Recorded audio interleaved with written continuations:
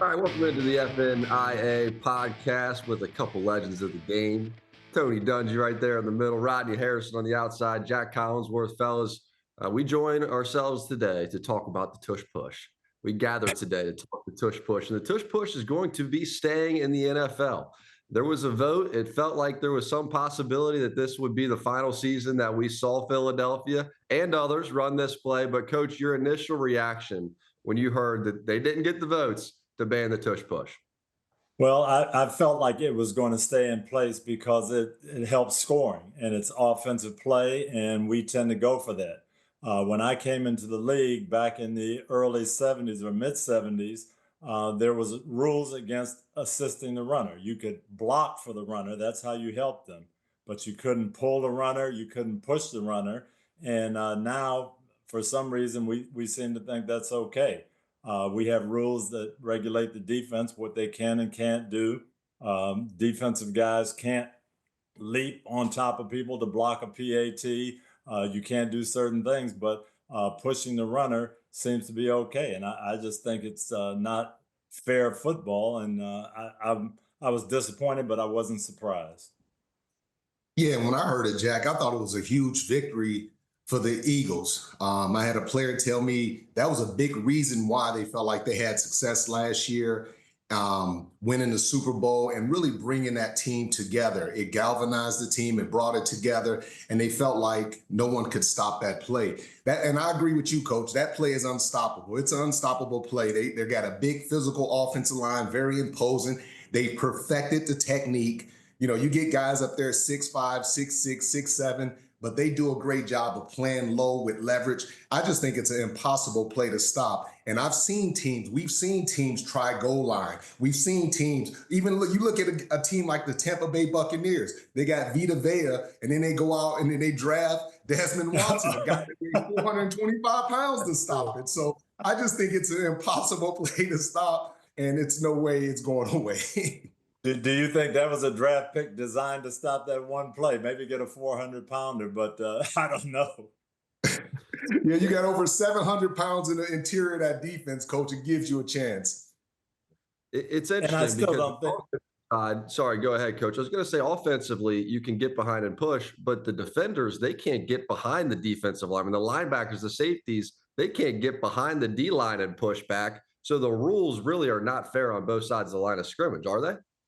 Well, and even if you could push, okay, the offense still has the advantage because you've got to push first and you've got to know, they know the snap count. So you can't push first. You got to have more power. You got to line up with more people, but then they don't have to run the play. They can line up like that and do anything else and throw the ball. You can't just pile your guys in there. It just, to me, I liken it this way.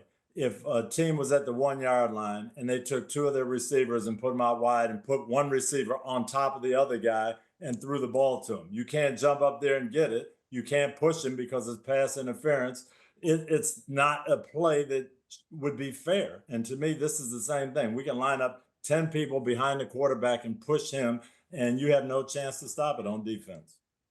And Coach, I do believe that this play, it really hasn't even touched the surface of some of the things that they could potentially do. We hadn't seen any trick plays, any reverses, any, fake like they're going to run it and then just throw the ball 60 yards down the field. So I still think they have room to grow with this play. No, they do. And the big thing is you have to come with more manpower than they have. So if they put 4 guys behind the quarterback, and they all push, it just, you've got to counteract that. And you can't on defense because you don't know the snap count and you can't put enough guys in there. So to me, the whole thing goes back to, should we be able to assist the runner by blocking for him? Yes, we absolutely should. Should we be able to, in the open field, push guys, pull them into the end zone, hold them up so they don't get tackled? I don't think we should. Wow. I was shocked that it stayed. So if you look at some of the numbers of it, since 2022, when the play kind of got hot, the Eagles, they've run it 108 of the league's 316. So that's 34% of the entire tush pushes that we have seen league-wide that has been with Philly. And 86% of the time, they've had success on the play, meaning they either converted the first down on 3rd and short, 4th and short, or they scored a touchdown down around the goal line. The rest of the league is at 71%. So that's 15 points higher than the rest of the league. So why do you think it is that Philly is so much better than everybody else? If it's just the play, you know what I mean? Why can't Josh Allen and the Bills do it at this same rate? What is it that Philly does, coach, that makes them so much more elite at this play?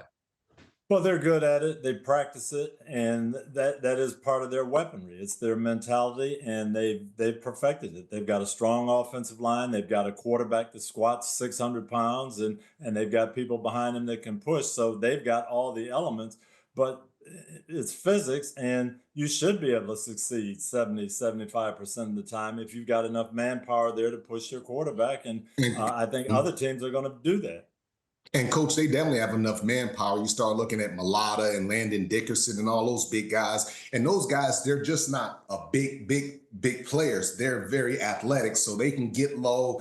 And this is a play that they take a lot of pride in, Jack. Yes. Like just seeing them have success on these plays, they are high-fiving like like when they get a first down, they're high-fiving like it's a touchdown. They're celebrating. This is a play, like I said before, has galvanized this team, brought them close together. And this is an essential part of why they had success winning the Super Bowl last year.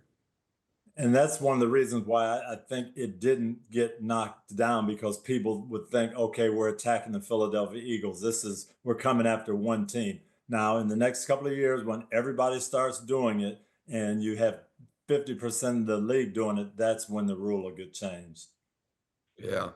We have seen Philly just take the soul out of defenses with this play. I mean, I can remember seeing defenses on the other side looking at each other like, what are we going to do? When they run it 1 and 2 and 3 times in a row down around that red area, and guys are trying to jump over the top of the pile, it's evident that they don't have a clue. They know that they can't stop it. They know that they can't stop it. Coach, and I think to your point, that's probably when you got to step in as a league and go, how much strategy is involved here and how much is this just pure physics? And they're going to score touchdowns on this play. Hey, coach, we even talked about it last year when I said, hey, if I'm Philly, sometimes on first down, I'll just do the tush push and gain 4 or 5 yards. And it's such a really a simple strategy, but it's so hard, once again, to stop that play. And I agree with you, coach. It should have been taken out. It's definitely an unfair play. It's definitely given the advantage to the offensive players. They've taken so much of the power away from the defense. You can barely play defense nowadays, but it's definitely an unfair play. But Philly has to use it to their advantage. Yeah, and when, just look at field goal block. When people perfected that, I'm going to step on my teammate and jump, and there's nothing you can do because you can't stop me from doing that. I get an unfair advantage, and they said we're not going to allow that because there's nothing that the field goal team could do. So I think this is in the same category, really. Yeah. One other result of these meetings is there's going to be no playoff reseeding. So the conversation being had was, you have sometimes these division winners that don't necessarily have a great record. They're right around 500, and they were going to seed it based on who has the best record and go on down. But that did not pass. And really, it didn't even get to the point where it seemed like it might go all the way through. And so it's going to end up being the same format. Rodney, do you feel like the NFL is better going based on best record with their playoff seeding, or do you like division winners being able to host a home playoff game? No, I like the division winners. You know what? I believe like Mike Tomlin. I believe all division winners should have a home playoff game. I'm a big fan of just keeping those rivalries within the division. And that's the reason why, coaches like Coach Dungy and Belichick, they preach to us, hey guys, our goal number one is to win the division. The division means something. It counts for something because you have to play 3 teams twice. So for me, I've always got excited about winning the division. I thought it was a big challenge, a great advantage if you can win the division and not really worrying about the rest. But winning the division is the priority, and they should keep it like this. The system is working fine. They've added a playoff team. The number 1 seed gets the bye from each conference. I just love the way it is right now. We having a lot of excitement, some good games too. I agree with you. When I coached, that was the philosophy. And I do think those division championship teams should be rewarded. And we were there a couple of times last year. We're in Buffalo, and they're passing out the Yep. T-shirts and the hats because it is a big deal. We're in Kansas City. They've been to 4 Super Bowls, and they're still celebrating that division championship because just what you're saying, Rodney, Coach Reed preached, this is our first goal. We lock this in, and then we move on from there. And I get what people are saying, but you look at the AFC North, and it's going to be super competitive. And you've got Baltimore and Cincinnati and Pittsburgh, and Cleveland will be better this year. Now you play in a great division, and you don't have that 6-0 or 5-1 record. Should you get penalized because somebody's playing in a weak division, they go 14-2. You won your division, but it was a dogfight. You don't have the same record. Okay, so we're going to knock you down. No, to me, it doesn't make sense. You win your division, you should get rewarded for that. There you go. And that's what it's going to be. So San Francisco, let's go out there for a second because they feel like their best chance to win the division is sticking with their guy. And they give Brock Purdy this monster contract, a 5-year, $265 million deal. So it's $53 million annually. If you're John Lynch, Rodney, if you're Coach Shanahan, is this the move you're making, or what did you make of this decision to finally marry Brock Purdy? Well, I think once he signed his contract, I think I was with you in Cincinnati playing golf. And the first thing you said is, I cannot believe that they gave this guy all this money. And I said, I love it. I love the fact that they paid this guy. This is what you want. This is the right person in the locker room to lead your team. He's a really good quarterback. He's young. He's in his 20s. And to me, if you're paying Trent Williams $27 million a year at 36 years old, who only played 10 games last year, you got to be able to pay Brock Purdy. I think he's one of the top 12 to 14 quarterbacks in this league, and he deserves his money. He's played on 800,000, 700,000, 300,000 too long. The guy deserves his money. He's a perfect fit. And like I said before, it's not his fault. Brandon Ayuk got injured. Christian McCaffrey wasn't there. They had some injuries at the wide receiver position. The offensive line was up and down. Brock Purdy has been steady, coach. I believe he deserves this deal. And I think this is a good sign to the locker room by John Lynch paying this guy. I absolutely agree with you, Rodney. I think there's a couple of reasons behind it. Number one, as you said, he played for the minimum for these first 3 years. And rewarding your players that do well, that sends a message to the locker room. And then number two, we saw in that graphic, they put him in the middle of the pack of the franchise quarterbacks. But 5 years from now, this deal is going to be small.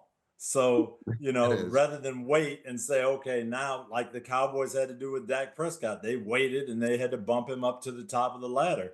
I think they're going to feel good about this down the road. And everybody in that locker room loves Brock Purdy. He's their guy. They're happy about this. And I think it was a good move by the 49ers. And Jack, it was his time, Jack. Brandon Ayuk got paid, Christian McCaffrey, Trent Williams, all these guys. And I thought John Lynch and Kyle Shanahan, they've done a great job of paying all those guys, rewarding all those guys. They didn't win a Super Bowl, but you got to take care of Brock, man. He's the right person. He knows the offense inside and out, and he's a tremendous leader. And, he doesn't have the big name or anything like that, but the guy deserved it, man. I was thrilled for Brock Purdy getting his new contract. I agree with all the above. I do worry though. So you're now for the next 5 years, there's going to be urgency to win this year for Shanahan, for Lynch. When you sometimes find yourself with one of those middle of the pack quarterbacks and the team around him all of a sudden is not the all-star team it once was, when he was a young player making no money and they're paying other guys, can he now be the reason why San Francisco returns to being one of the top 1 or 2 teams in the NFL? Can he be the star? Can he be the reason? It's not going to be as good of a team around him. That just is what happens sometimes when you start paying the quarterback this kind of money. Can he be the reason? And that is going to be the question Brock Purdy is going to have to answer. And if he can't, this is not going to be viewed as a good deal in a handful of years. And they're going to be trying to still figure out who this quarterback is. And they've thrown a lot at the wall in San Francisco to get it right. And so can he go be better than a middle of the pack quarterback? I think he still has to answer that question. Well, I agree with you on that, Jack, but that's the case with every team. You get the young quarterback, he's not making much money, you've got a nice team around him, and you win. Well, now when you start paying him, and you have to pay him, you're going to lose other people, and his role is going to get bigger and bigger. And that's what's happened with every quarterback. That's what happened with Joe Burrow and Dak Prescott and Russell Wilson in Seattle. Your time to strike and it is when the iron is hot and when that quarterback is not getting paid a lot. But that's just the way the NFL is right now. Kyle Shanahan gets an opportunity to spend every day with this guy, basically watch him work, watch his leadership, watch his improvement. And this is not where he's going to stay. He's going to continue to ascend and get better. I mean, he's a young quarterback in his 20s.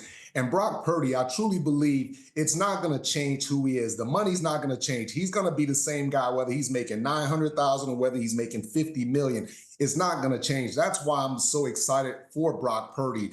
And you talk about other guys getting paid. Well, he has to get paid. He's going to continue to get better. And it's John Lynch, his job and his responsibility to provide talent around Brock Purdy. I don't think Brock Purdy is going to be like Patrick Mahomes and put a team on his back. He doesn't need to do that. He just needs to not turn the ball over and do what he's asked to do. If he does that with the coaching and the players and the talent that they have, San Francisco will be right there in the mix, Coach. Yeah, and I promise you, they looked at this as a business decision. They didn't just give him this money because he's a nice guy.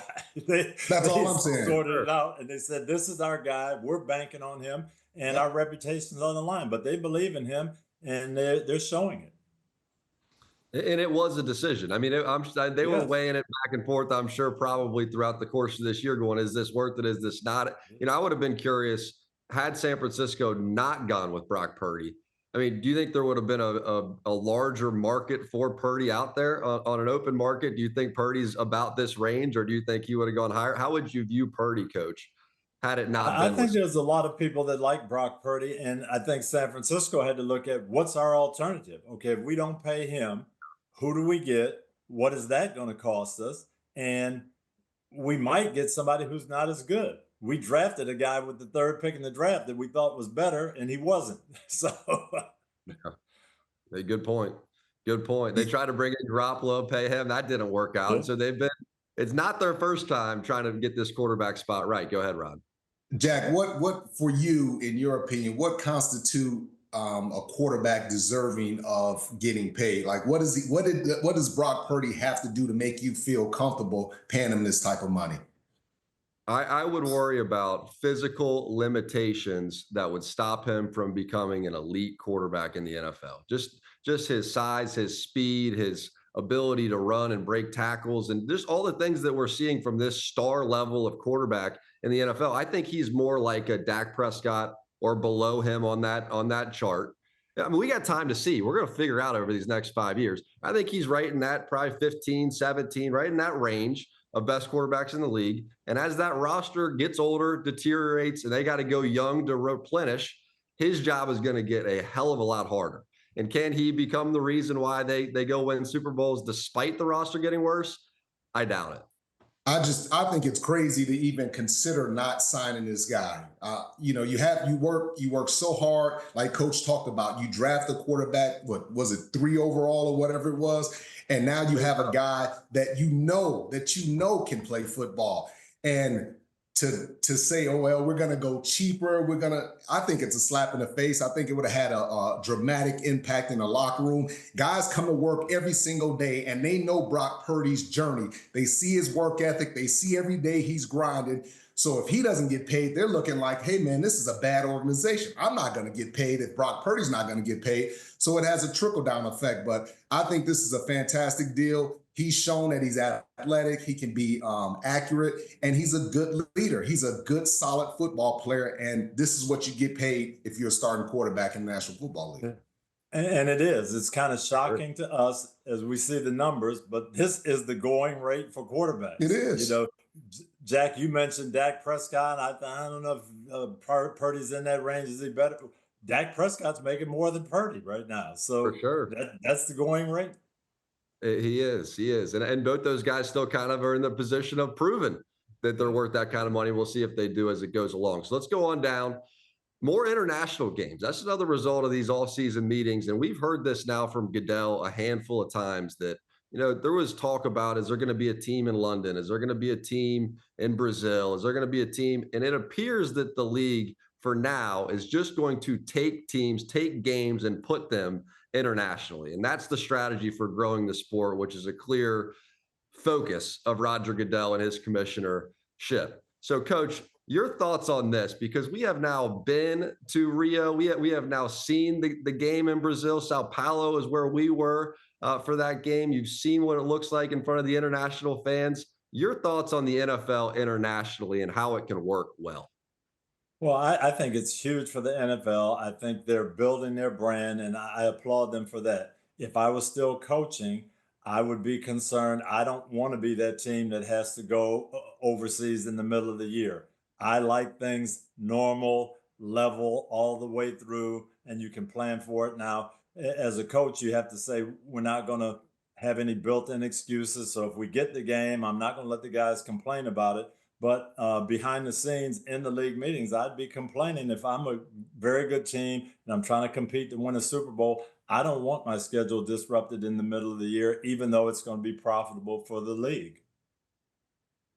Yeah, and I think the league doesn't really care about that, Coach. I was a guy, I was a guy that played in the '90s. That I played in 3 international games. I went to Germany, I went to Japan, and I went to Australia. And I just think about it, Coach. I probably would have never had an opportunity as a young man to go to those different places if it weren't for the NFL and really just being over in Sao Paulo, Brazil, like you talked about, Jack, talking to the Eagles and Packers player. It really surprised me because a lot of players, when we went, they were complaining, but the Eagles, the Packers, they really embraced and appreciated the opportunity to travel to see different cultures. They were very open-minded. And these trips, they bring you closer together as a team because you spend so much time together. You really get a chance to know your DB coach or your offensive line coach or your second quarterback or your starting safety. You get a chance. And I just think it's great, man. And I don't believe that there's going to ever be a team in one of these countries where, a permanent team, but they're going to continue to just expand this. And I think it's a great thing, Coach. Yeah, no, I loved it as a coach too when we played in the preseason in Germany or Japan. It was a fantastic opportunity. You kind of built your schedule around it. And we've seen teams go over and play those games and rebound from it in the regular season. It goes with the territory now. You have to embrace it. I wouldn't be a fan of it, but I think these teams have done a good job, and it is definitely helping the league. Jack, we were down there in Sao Paulo, and we saw all kinds of NFL jerseys. It wasn't just the teams that were playing, the Eagles and the Packers. We saw jerseys from everywhere, and that's the marketing of the league. It almost felt like we were in either New York or Yes. LA with all those different jerseys, whether it was Saquon or whether it was somebody else. I mean, it was just a lot of different.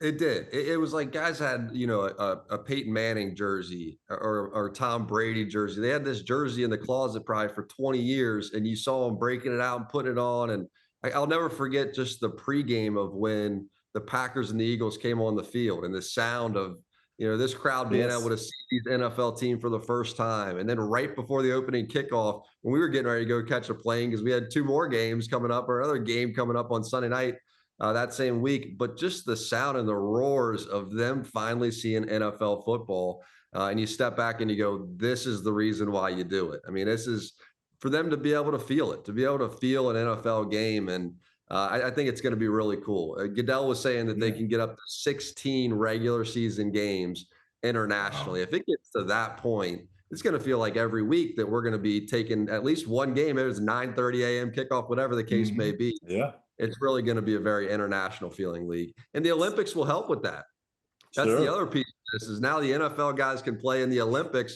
Rodney, when you heard the NFL was going to allow this contractually, and you can see Tyreek Hill, whoever the player may be by 2028 in the Olympics, how did you hear that news?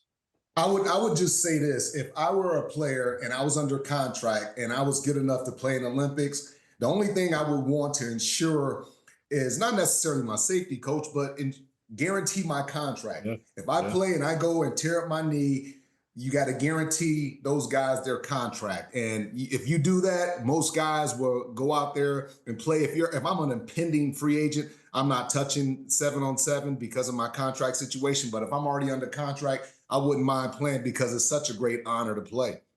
Yeah, these guys are so competitive, and the chance to win a gold medal, they're obviously going to do that. As a coach, you aren't going to want them to play because you're worried about the safety of your players. But when they come to you and say, Coach, I got a chance to win a gold medal, what are you going to say? Yeah, you're going to say, go do it and win one for the country.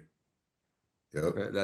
That's it. I almost think about it like the NBA guys who you think Sure. they made a limited amount of money and they've got all the prestige on planet Earth, but there's nothing for them quite like wearing their country's flag, being on that float, opening ceremony, going into the games. It's even the guys that sometimes don't get to play that often. They're stars in the NBA and they don't even get to play that much on the national team in the Olympics, and they still have such a great experience with that. I think you'll get that same feel from these NFL guys. We started this podcast talking about the Eagles. Let's end it talking about the Eagles because Saquon Barkley's comments that the 2024 Eagles were a top 5 NFL team of all time. You guys know the history of this game so well. Rodney, you're laughing. How'd you hear it? What'd you think about it? No. Okay, so I'll just say this. I'm not sure where they rank overall all time, but I would just say this is a team that is built to play really in any era of football. I mean, they could play, they can run the football, they can pass the football, they got good defense,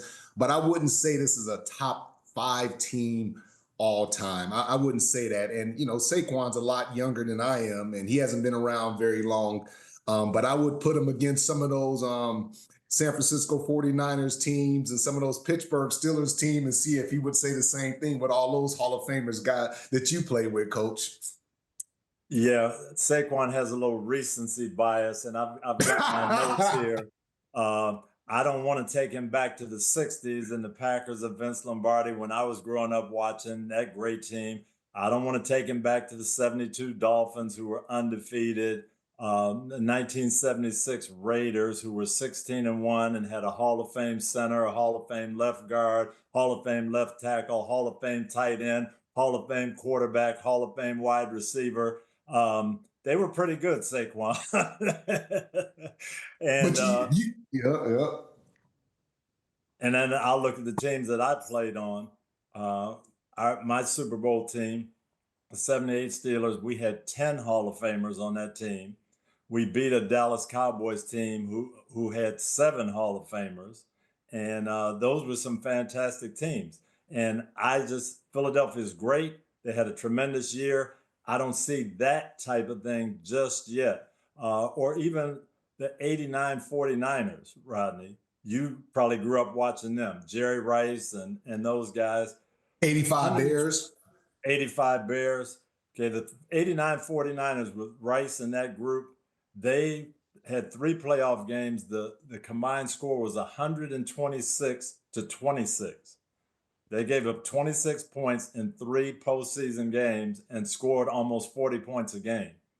And some Coach, people let me would ask you argue this, Coach. that wasn't their best team, so there's some very good teams that Saquon probably hasn't seen yet or didn't see in his lifetime.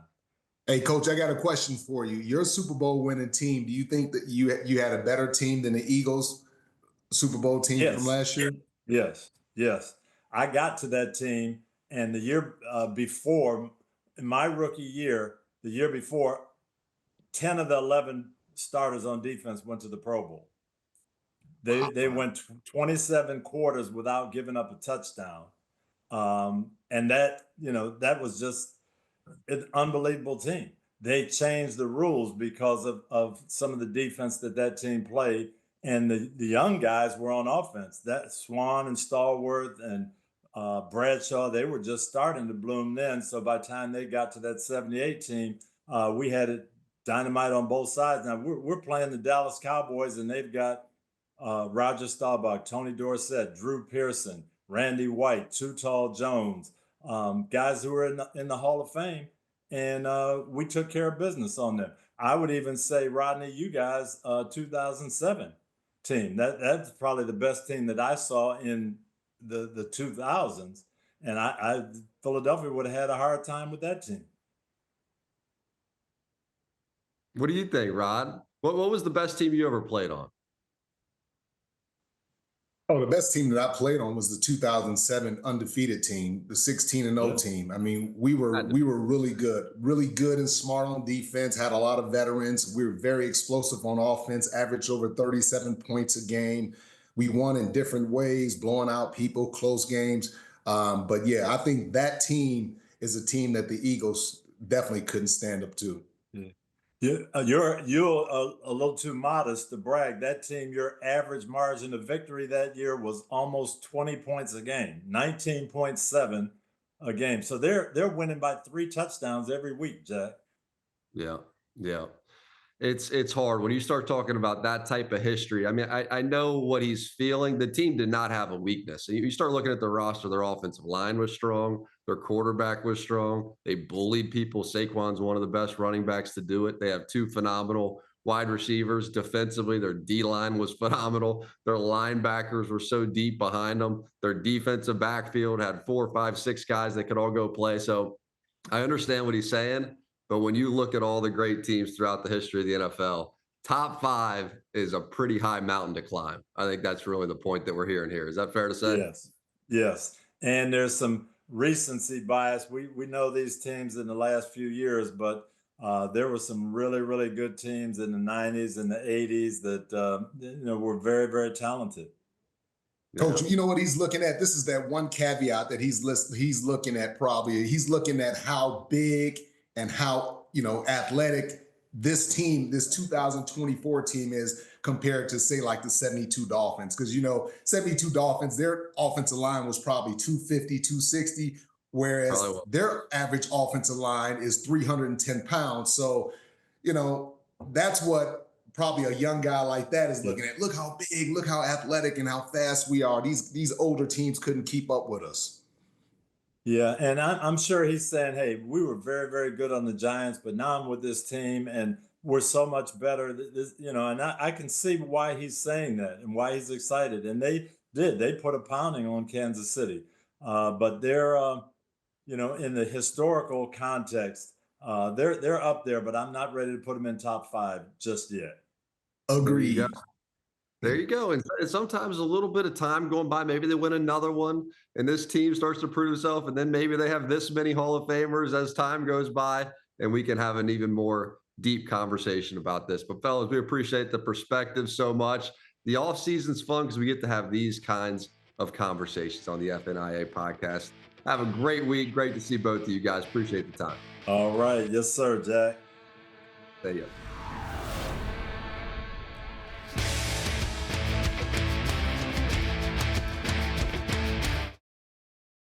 Hi, I'm Mike Tirico, and thanks for watching. Make sure to hit subscribe for the latest news and highlights from NBC Sports.